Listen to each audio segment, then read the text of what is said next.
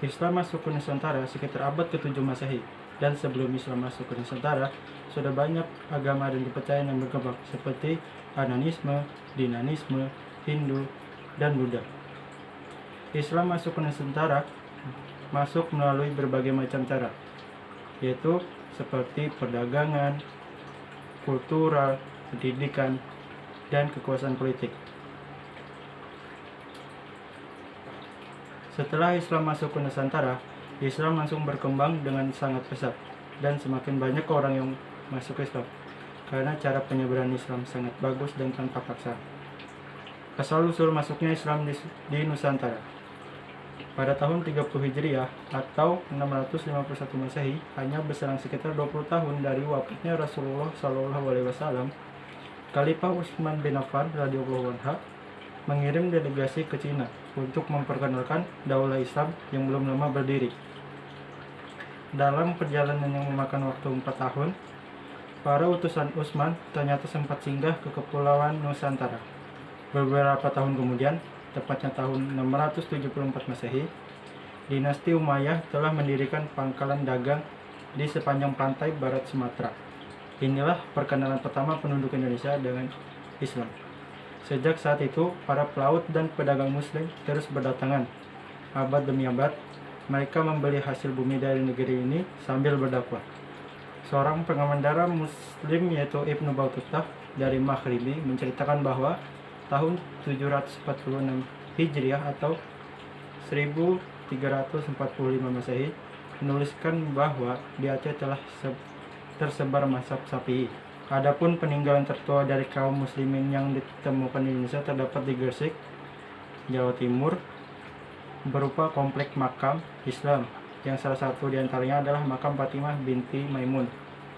Pada makamnya tertulis angka tahun 475 Hijriah atau 1082 Masehi, yaitu pada zaman kerajaan Singasari.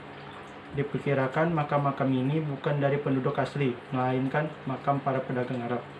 Sampai dengan abad ke-8 Hijriah atau 4 Masehi, belum ada pengislaman penduduk pribumi Nusantara secara besar-besaran. Baru pada tahun abad ke-9 Hijriah, penduduk pribumi memeluk Islam secara massal. Para pakar sejarah berpendapat bahwa masuknya Islam ke Nusantara secara besar-besaran pada abad tersebut disebabkan saat itu kaum muslimin sudah memiliki kekuatan politik, yaitu ditandai dengan berdirinya beberapa kerajaan bercorak Islam. Teori masuknya Islam di Nusantara. Yang pertama yaitu teori Gujarat. Teori ini dipopulerkan oleh seorang orientalis Belanda yang meneliti tentang Islam Indonesia bernama Snow Horgen. Dan salah satunya lagi dari barat yaitu adalah Piz Navel, mengaitkan asal mula Islam di Indonesia dengan daerah Gujarat dan Malabar.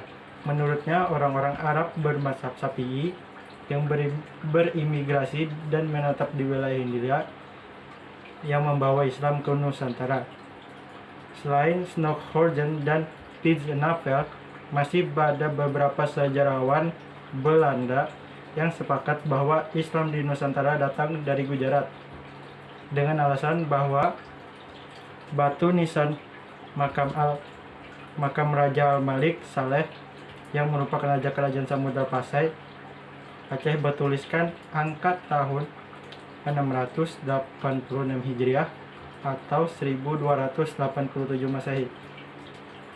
Nisan yang berasal dari Gujarat, India. Selain itu, batu nisan ini terdapat di makam Maulana Malik Ibrahim di Gresik, Jawa Timur, juga menunjukkan hal yang sama. Kedua batu nisan ini memiliki persamaan bentuk batu nisan yang terdapat di Cambai, Gujarat, India. Dengan beberapa alasan tersebut, mereka menyimpulkan bahwa Islam Nusantara berasal dari India. Selanjutnya, teori Arab. Salah satu tokoh sejarawan yang mendukung teori ini adalah Profesor Hamka.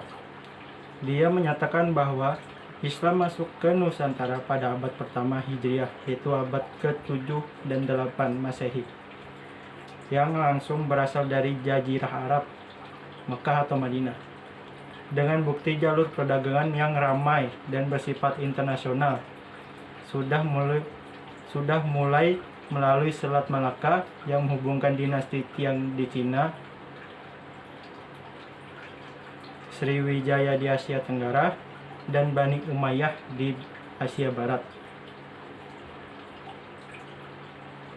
Selanjutnya yaitu teori Persia.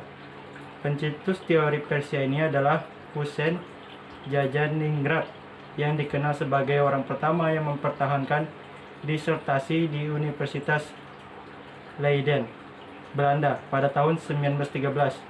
Disertasi yang berjudul Cirticus Beschouwing van de Sejarah Banten, yang artinya pandangan kritis mengenai sejarah Banten.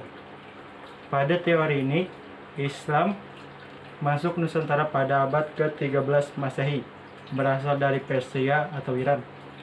Teori ini lebih menitik beratkan tinjauannya pada aspek kebudayaan yang hidup di kalangan masyarakat Islam Indonesia pada saat itu.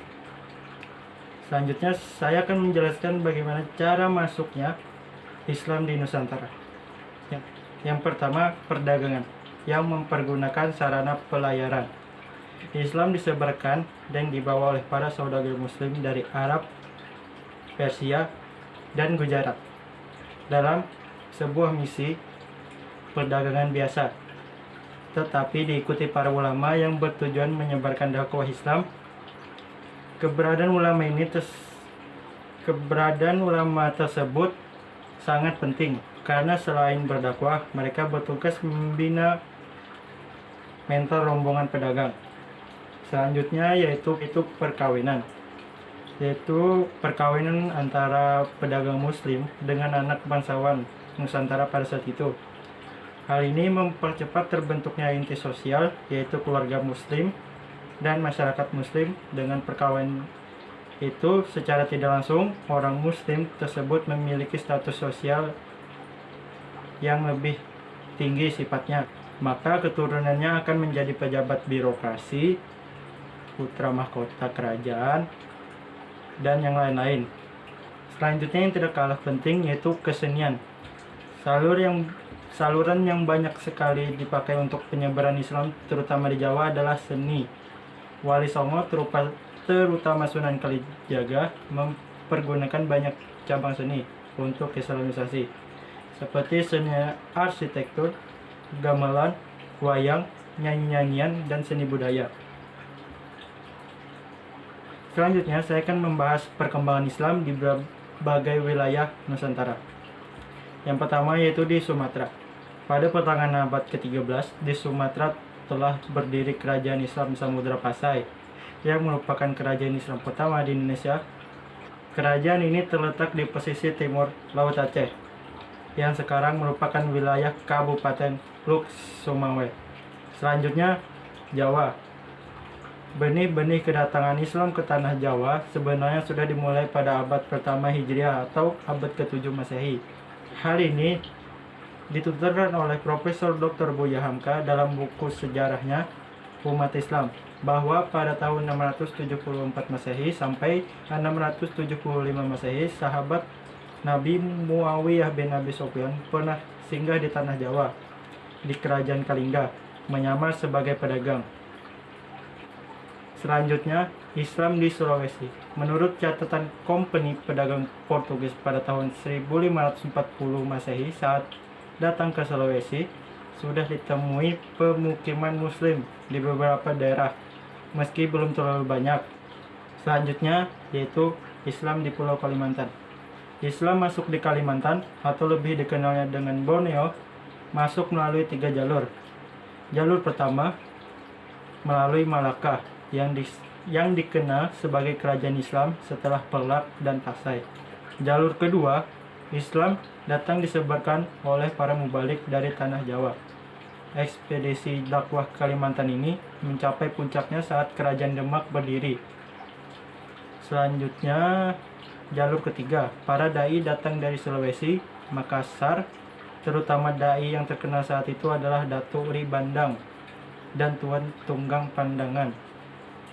Terima kasih atas perhatiannya. Mohon maaf jika ada kekurangan dalam penyampaian materi. Assalamualaikum warahmatullahi wabarakatuh.